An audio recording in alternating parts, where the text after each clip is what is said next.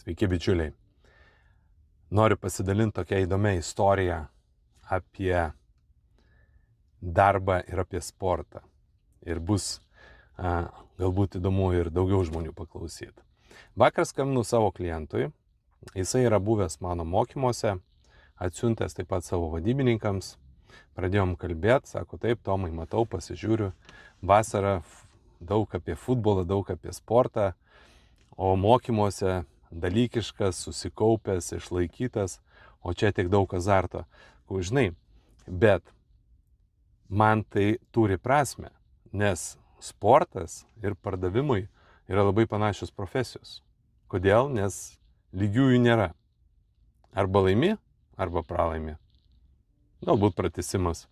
Taip ir čia. Arba parduodi, arba neparduodi.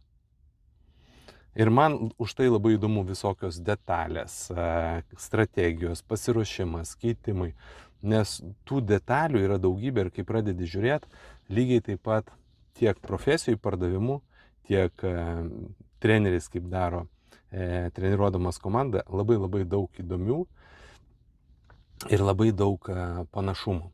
Ir ne pirmą kartą aš tuos palyginimus naudoju ir savo knygoje 500 dienų su Saudo Arabijos princu parašęs. Ir ko mes norim, imdami žmonės į pardavimus, aš manau, kad treneriai komandas, norim alkanų žmonių. Ir aš visą laiką už alkaną žmogų duosiu daugiau, negu kad už pasiruošusi, bet aptingusi. Kodėl? Nes profesionalumo, taktikų, technikų, strategijų aš galiu apmokinti. O su alkiu kiekvienas turi nusistatyti pats.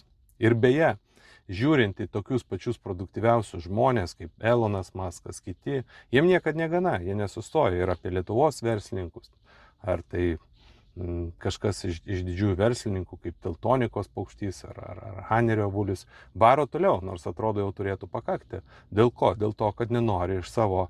Tai yra alkis, alkanumas, noras padaryti daugiau, noras nesustoti. Tai aš jums to ir linkiu šią gražią karštą vasaros dieną iš Vilniaus.